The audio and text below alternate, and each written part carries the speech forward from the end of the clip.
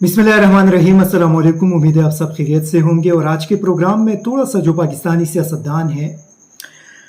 उनके मुनाफिकत के हवाले से बात करेंगे कि जब वो इक़्तिदार में होते हैं तो उनका क्या रद्द-ए-अमल होता है, क्या कुछ कौमी इश्यूज़ के हवाले से बात करते हैं, और जब अपोजिशन में होते हैं तो फिर उस वक्त उनका मौक़िफ़ क्या होता है। आप लोगों ने देखा होगा सुबह से एक जो मुबैना ऑडियो है साबिक वफाकी वज़ीर ख़ज़ाना शौकत तरीन और उनके पंजाब और खैबर पुख्तूनख्वा की फ़ाइनेंस मिनिस्टर के साथ उनकी गुफ्तगू है, जिसमें IMF डील के हवाले से बात हो रही है और मरकज़ी हुकूमत को ख़त लिखने के हवाले से बात हो रही है। और उसके बाद फिर एक अजीब माहौल पूरे पाकिस्तान के अंदर बन गया कि ये तो इन तीनों ने गद्दारी की है और इनके ख़िलाफ़ अभी गद्दारी का मुकदमा होना चाहिए। यहाँ तक कि समा TV पे मैं देख रहा था कि अभी पाकिस्तान के अंदर से ये मुतालबा ज़ोर पकड़ गया कि इनके ख़िलाफ़ गद्दारी का मुकदमा दर्ज किया जाए। ये बदकिस्मती की वजह से हम बड़े माज़रत के साथ, लेकिन हम बहुत ज़्यादा मुनाफिक हैं और इसी मुनाफिकत की वजह से अल्लाह ताला के अज़ाब हमारे ऊपर नाजिल होते हैं। और ये जो मौजूदा सैलाब का अज़ाब है ये भी इसी मुनाफिकत की वजह से और झूठ बोलने की वजह से इन सारी चीज़ों का हमें सामना करना पड़ता है। आप देख लें कि ये जो IMF डील के हवाले से आप लोगों को याद होगा कि पिछले इमरान खान की हुकूमत में हम लोग उसके बहुत ज़्यादा अगेंस्ट थे। पर्सनली मैं उसके बहुत ज़्यादा ख़िलाफ़ था, क्योंकि IMF की तरफ से जब भी डिमांड्स आते हैं तो उसके तहत फिर आपको कुछ ऐसे इक़दामात उठाना पड़ते हैं जिसकी वजह से आम लोगों की ज़िंदगी बहुत ज़्यादा मुश्किल बन जाती है। और उसी वक्त भी जब हुकूमत ने मुख्तलिफ़ चीज़ों की कीमतों में इजाफ़ा किया, नए टैक्सेस लगाए, ये सारी चीज़ें लगा दी, तो उसकी वजह से महंगाई का एक तूफ़ान आया और उसी वजह से काफ़ी सारे लोग उस पर तनकीद करते रहे, हम भी तनकीद करते रहें। और मैं आज भी IMF के साथ डील पे तनकीद करता हूँ, क्योंकि मसला ये है कि हम कब तक IMF से भीख मांगते रहेंगे। मतलब कब से ये पाकिस्तान का ये सिलसिला चल रहा है और हर मर्तबा हर दूसरे साल हम IMF के पास जाते हैं और उनसे भीख मांगते हैं और फिर उन पैसों से थोड़ा सा गुजारा करके यहाँ पे लोग उसको लूटते हैं और उसके बाद दोबारा हम उधर पहुँच जाते हैं। और उसी वजह से आप अपनी करेंसी की हालत देख ले, अपने मुल्क के अंदर महंगाई की हालत देख ले, अपने मुल्क के अंदर दीगर इश्यूज़ देख ले। उसी वजह से हम उस पर तनकीद करते थे और आज भी उस पर तनकीद करते हैं कि पाकिस्तान के मसाइल का हल IMF के साथ डील नहीं है, उसके लिए कोई सस्टेनेबल रास्ता इख्तियार करना पड़ेगा। उस ऑडियो के हवाले से जनाब एहसन इकबाल साहब, उनका एक ट्वीट है, मैं चाहता हूं कि मैं उसको रीड आउट करता हूं ताकि आप भी उसको सुन लें। शौकत तरीन के IMF से मुआहिदा तोड़वाने की गुफ्तगू मंजर आम पर आने के बाद कोई शक बाकी नहीं बचा कि अपनी अना और इक़्तिदार की खातिर इमरान नियाज़ी पाकिस्तान के हर मुफाद से खेलने के लिए अंधा हो चुका है। इससे वतन से गद्दारी न कही तो क्या कहे। जो अब भी इस खुदगर्ज शख्स को न पहचाने उन्हें क्या कहें। ये एहसन इकबाल साहब के अल्फाज हैं। मैं आपको थोड़ा सा पिछले साल के एक उनकी वीडियो है वो आप। मशरकी पाकिस्तान दिया इमरान नियाज़ी ने, स्टेट बैंक दिया IMF को, कायदे आज़म ने आज़ादी दी, इमरान नियाज़ी ने IMF का गुलाम बना दिया। सब गद्दार हो, वतन बेच रहे हो, स्टेट बैंक बेच रहे हो, खुद मुख्तारी बेच रहे हो। ये थे मोहतरम एहसन इकबाल साहब जो IMF से इमरान खान की डील के हवाले से पार्लियामान के अंदर एहतजाज कर रहे थे। आज तमाम हुकूमती जो अलायंस है उसके लोगों ने इसको इशू बनाया और उस पर काफ़ी एक आसमान सर पे उठा लिया कि शौकत तरीन ने गद्दारी की है, इनके ख़िलाफ़ गद्दारी का मुकदमा दर्ज होना चाहिए, ये पाकिस्तान के अगेंस्ट पाकिस्तान के मुफादात के ख़िलाफ़ उन्होंने बात की है, ये क्या है वो क्या है। पहले मैं चाहता हूँ कि जब ये सारे लोग अपोजिशन में थे तो ये IMF معاہدوں کے حوالے سے کیا کچھ کہتے رہے وہ آپ سن لیں۔ حکومت ملک اور قوم کے مفادات کے تحفظ کی بجائے IMF کے مفادات کی چوکیداری کر رہی ہے۔ ہمیں غلام بن کر عالمی اداروں سے بات نہیں کرنی چاہیے۔ ایک آزاد قوم کی حیثیت میں ہمیں عالمی اداروں کے ساتھ بات کرنی چاہیے۔ ہم اس وقت 22 سے 25 کروڑ کی ایک بہت بڑی قوم ہے، ایک پاکستانی قوم، اور لیکن اس کی قیادت جو ہے وہ غلامانہ ذہنیت کی ہے، تو پھر آخر عوام کے مفادات کا تحفظ کون کرے گا؟ اس کے لیے ہم نے میدان میں نکلنے کا فیصلہ کیا ہے اور عوام کو اپیل کی ہے کہ وہ میدان میں آئیں۔ PDM انشاءاللہ آپ کے ساتھ قدم بقدم ہے۔ اور جس طریقے سے یہ ڈیل نیگوشیٹ کیا گیا ہے، نہ پاکستان کے مفاد میں ہے، نہ پاکستان کے عوام کے، نہ پاکستان کی معیشت کے مفاد میں ہے، نہ ہمارا ملک کے مفاد میں ہے۔ ہمیں اس ڈیل سے نکلنا پڑے گا۔ لیکن کل جو معاہدہ سائن کیا ہے میں سمجھتی ہوں اس سے بہتر تھا کہ عمران خان صاحب خودکشی کر لیں۔ نواز شریف کو اگر سر جھکا کر عمران خان کی طرح IMF کی ساری شرائط ماننی پڑتی، سر جھکا کے ڈیزل کی قیمتیں بھی بڑھاؤں گا، اسٹیٹ بینک کو بھی گروی رکھ دوں گا، تو یہ کوئی مشکل کام تھا؟ نواز شریف کہتا ہے حکومت چھوڑ دوں گا لیکن اپنے لوگوں پر بوجھ نہیں ڈالوں گا۔ یہ تھے ہمارے محترم وہ قائدین جو آج کل حکومت میں ہیں اور IMF سے ڈیل پاکستان کی بقا استحکام کا ضامن سمجھتے ہیں اور قرار دیتے ہیں، اور ماضی میں یہ ان کے وہ منافقت ہیں جو ابھی آپ لوگوں نے دیکھا۔ یہ جو آڈیو ہے یہ کس نے لکھ کی؟ ایک تو یہ بڑا بنیادی سوال ہے، یہ پاکستانی قوانین اور سپریم کورٹ کے فیصلے کی خلاف ورزی ہے کہ آپ کسی کی اس قسم کی جو گفتگو ہے وہ آپ لکھ نہیں کر سکتے، لیکن جس نے بھی کیا انہوں نے پاکستانی قانون کو ہاتھ میں لیا اور پاکستانی عدالتوں کے فیصلوں کی توہین کی، اس کے خلاف ورزی کی۔ لیکن اس کے بعد جن لوگوں نے ان آڈیوز کو پھیلایا یہ وہ لوگ تھے جو آپ لوگوں کو یاد ہوگا کہ یہ جب سیلاب آیا اور بلوچستان کے اندر ایک المناک حادثہ ہوا تھا جس میں ہمارے جنرل سرفراز صاحب ساتھیوں سمیت شہید ہوئے تھے، اور اس کے بعد ایک بڑا پروپیگنڈا کیا گیا اور ایک بہت بڑی سازش کی گئی عمران خان کے خلاف، اور اس وقت ایک ویڈیو بنائی گئی تھی اور اس میں ایک دو ٹویٹس ڈالے گئی تھی ایک کچھ عام لوگوں کے، اور اس کو لنک کر دیا تھا PTI کے ساتھ، جو بعد میں رپورٹ آئی اس میں وہ ساری چیزیں غلط بھی ثابت ہوئی۔ لیکن جن لوگوں نے اس وقت یہ کام کیا تھا، جن صحافیوں نے، سیم آج صبح انہی صحافیوں نے اسی آڈیو کو پھیلایا۔ ابھی سوال یہ ہے کہ پاکستان کے اندر جو کہ پوری قوم کی توجہ سیلاب کی طرف تھی اور ہر طرف سے ایک کوشش کی جا رہی تھی ہر ایک بندے کے طرف سے کہ وہ سوشل میڈیا پہ اپنا آواز اٹھائے، خود وہاں پہ پہنچ جائے، دوسرے لوگوں کو ترغیب کرے کہ آپ آ جائے اور ان لوگوں کو مدد کی ضرورت ہے اور ان کو ہیلپ آؤٹ کرے۔ تو اس طریقے سے ان تمام لوگوں کی توجہ سیلاب سے ہٹا کر یہاں پہ اس آڈیو پہ مرکوز کر دیا۔ ایک تو جن لوگوں نے بھی یہ کام کیا انہوں نے سیلاب زدگان کے ساتھ بہت بڑا ظلم کیا، بہت بڑی زیادتی کی،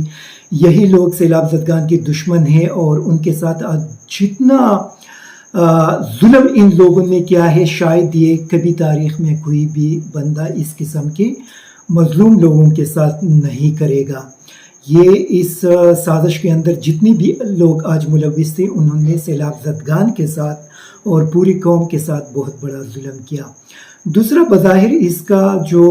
ایک بڑا ایم تھا، مقصد تھا، وہ یہ تھا کہ لوگوں کے سامنے تحریک انصاف یا عمران خان کو اس شکل میں پیش کریں گے کہ آپ دیکھ لیں IMF کے ساتھ ایک معاہدہ ہونے جا رہا تھا اور اس کے روکنے کے لیے انہوں نے یہ سازش کی۔ تو آج جو عمران خان صاحب اپنا ایک انٹرنیشنل کمیونٹی کے لیے اپنا ایک پروگرام کر رہا ہے اور اس میں وہ ان سے اپیل کریں گے ڈونیشن کے لیے، تو اس سے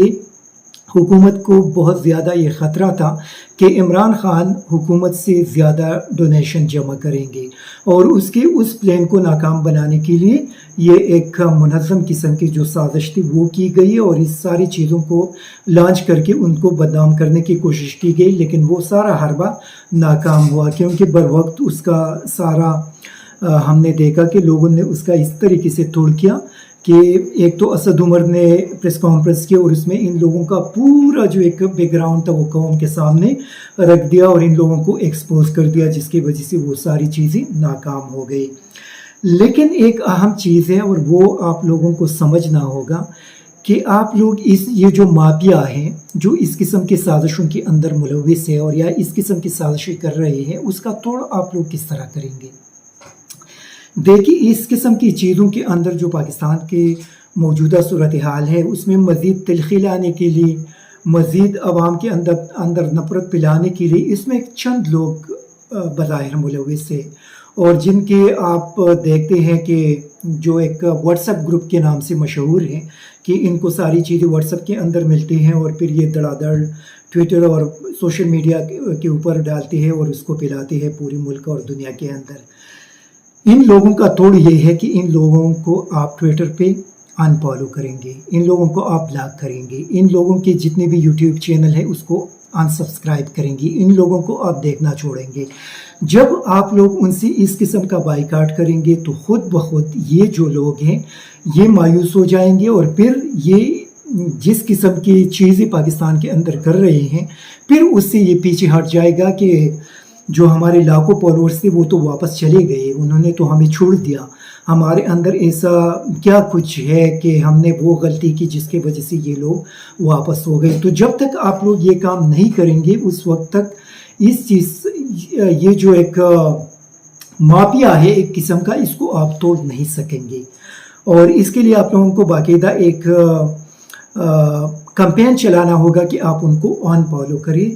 यूट्यूब पे इनको सब्सक्राइब कर दी, तो उसके बाद फिर इन लोगों की जो कुछ ये कौम के साथ कर रहे हैं और जो पाकिस्तान के अंदर एक तलखी को क्रिएट कर रहे हैं, उसको पिला रहे हैं और जो मुल्क को जिसके वजह से नुकसान पहुंच रहा है, तो उसी वक्त तक ये सारी चीज़ें ख़त्म नहीं हो सकती। एक और हमारा बड़ा इशू सैलाब है। सैलाब के अंदर चूँकि हम देखते हैं कि जो हुकूमती जमातें हैं वो आवाम से मुसलसल अपील करते हैं कि आप इमदाद में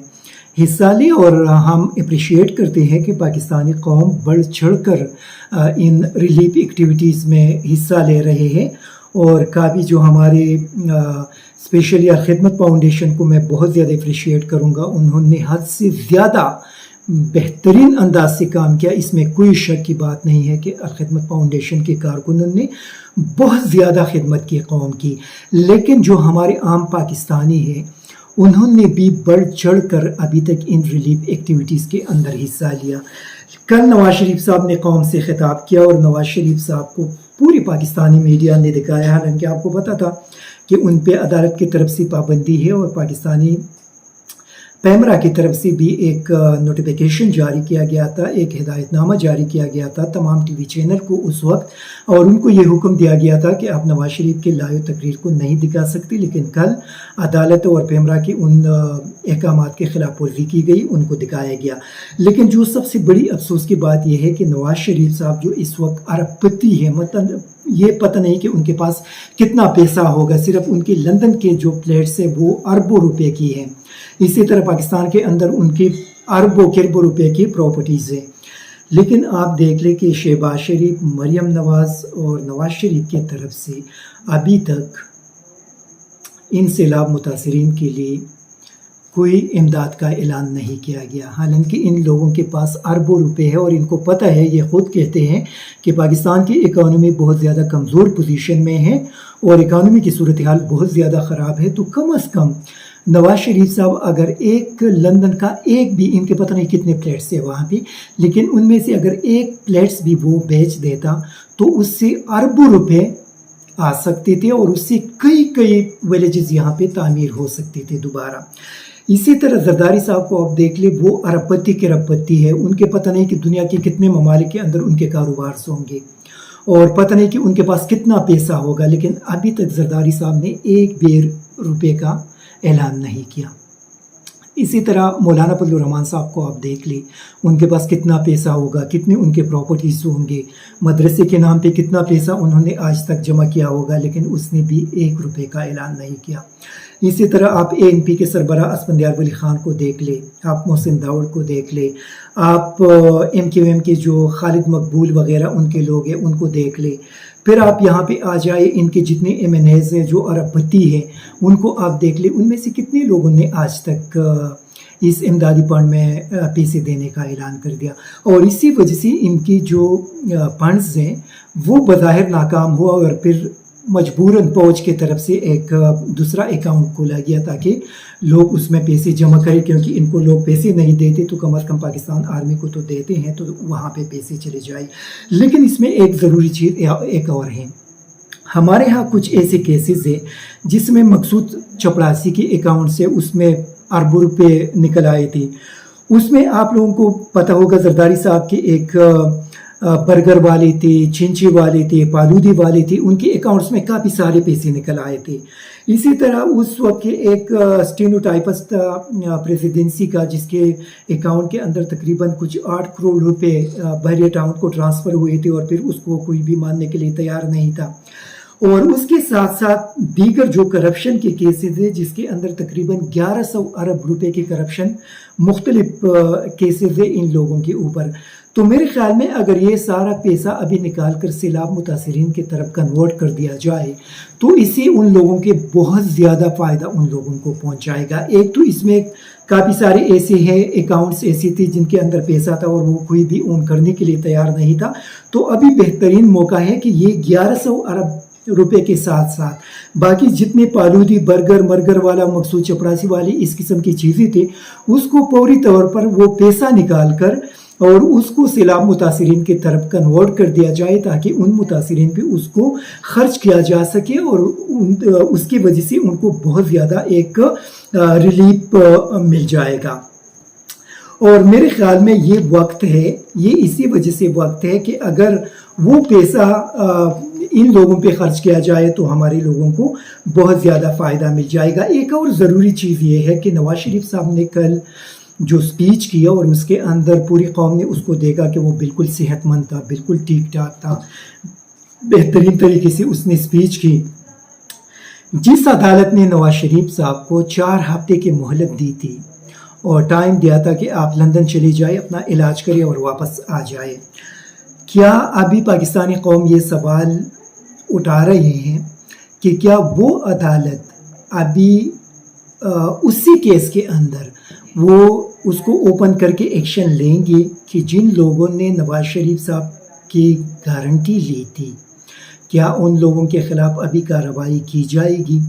جو عدالت کو بتایا گیا تھا کہ ہم ان کو 4 ہفتوں کے اندر واپس لائیں گے، اور ابھی کل پوری دنیا نے دیکھا کہ وہ بالکل صحت مند ہے، تو ابھی چونکہ اس وعدے کی پاسداری نہیں کی گئی، تو ابھی سوال یہ ہے کہ جو عدالت ہے وہ معزز جج صاحبان اس پہ ابھی سو موٹو ایکشن لیں گے، وہ کیس دوبارہ اوپن کریں گے اور نواز شریف صاحب کو واپس نہ لانے کے جرم میں جو ان کے گارنٹر تھے ان کے خلاف کارروائی کی جائے گی؟ یہ ایک بنیادی سوال ہے۔ دوسرا سوال یہ ہے کہ پیمرا نے کس قانون کے تحت نواز شریف صاحب کو تمام ٹی وی چینل پر لائیو دکھانے کی اجازت دی؟ کیا پیمرا کے خلاف کارروائی کی جائے گی؟ کیا سپریم کورٹ اس سلسلے میں ایک سو موٹو نوٹس لیں گے اور پیمرا کے چیئرمین اور باقی لوگوں کے خلاف کارروائی ہوگی، ان کو جیل بھیج دیا جائے گا، ان کو باقاعدہ طور پر سزا دی جائے گی؟ یہ بیسیکلی وہ بنیادی چیزیں ہیں جو قوم اس حوالے سے جاننا چاہتے ہیں، اور مجھے یقین ہے کہ ہمارا عدلیہ اس حوالے سے پوری طور پہ کارروائی کریں گے۔ ایک اور آخری ایشو ہے اور وہ یہ ہے کہ یہ بات کی جا رہی ہے کہ پاکستان میں سیلاب متاثرین کو نظر انداز کر کے سیاست کی جا رہی ہے، تو یہ سیاست کس نے شروع کی؟ یہ ایک بنیادی سوال ہے۔ یہ سیاست ان لوگوں نے شروع کی کہ جب ساری قوم کی توجہ سیلاب متاثرین کی طرف مبذول ہو گئی، اور جن لوگوں نے یہ اعلان کیا کہ عمران خان کے بنی گالا ہاؤس کو سرچ کیا جائے گا. اس کے لیے ہم عدالت میں وارنٹ کے لیے ریکویسٹ کر رہی ہے تاکہ اس کو سرچ کرے. یہ ان لوگوں نے اس کا ابتدا کر دیا. اس کا ابتدا ان لوگوں نے کر دیا کہ جناب چیف الیکشن کمشنر صاحب کہتے ہیں کہ توشہ خانہ کیس کے اندر مجھے بہت زیادہ جلدی ہے اور میں اس کا جلد از جلد فیصلہ کرنا چاہتا ہوں تاکہ جو ضمنی انتخابات ہو رہی ہے اس سے پہلے اس کا کوئی فیصلہ آ سکے. جناب چیف الیکشن کمشنر صاحب کے اوپر کون دباؤ ڈال رہا ہے کہ اس کیس کے اندر جلد از جلد فیصلہ کرے. اس کے اندر پھر یہ ہے کہ خیبر پختونخوا کے اندر جب پروونشل گورنمنٹ نے سیم کیسز جو عمران خان کے خلاف عدلیہ کے حوالے سے تقریر پہ دہشت گردی کا مقدمہ درج کیا گیا، سیم وہی چیزیں جو مولانا صاحب، نواز شریف صاحب، مریم نوازہ اور باقی لوگوں نے کی تھی، اور اسی سلسلے میں خیبر پختونخوا کے اندر مقدمہ دائر کیا گیا تھا اور درج کی گئی تھی. عدالت نے متاثرہ لوگوں کے بغیر، مطلب ان کے جانے کے بغیر اس کو کس طرح ختم کر دیا. مطلب یہ پاکستان کے اندر جو ڈبل سٹینڈرڈ ہے وہ کب تک جاری رہے گا کہ ایک سائڈ پہ ایک قسم کا فیصلہ، دوسری سائڈ پہ دوسری قسم کا فیصلہ. تو پاکستان کے اندر میرے خیال میں یہ ساری چیزیں قوم دیکھ رہی ہے، اور قوم کا ان اداروں سے میرا ریکویسٹ ہے کہ جو بھی کچھ ہوگا وہ قانون کے تحت ہونا چاہیے، اور قوم کا جو اعتماد ہے وہ ان اداروں پہ برقرار رہنا چاہیے، کیونکہ یہ ادارے بڑی مشکل سے 75 سال کے اندر بنے ہیں اور بڑی مشکل سے بنے ہیں. اسی وجہ سے قانون پاکستان کے اندر سب کے لیے، اگر غریب ہے یا امیر ہے، لیکن سب کے لیے ایک جیسا ہونا چاہیے. Thank you very much. ISTV Pakistan کو سبسکرائب کریں اور بیل آئیکن کو دبائیں مزید ویڈیو اور اپڈیٹس کے لیے.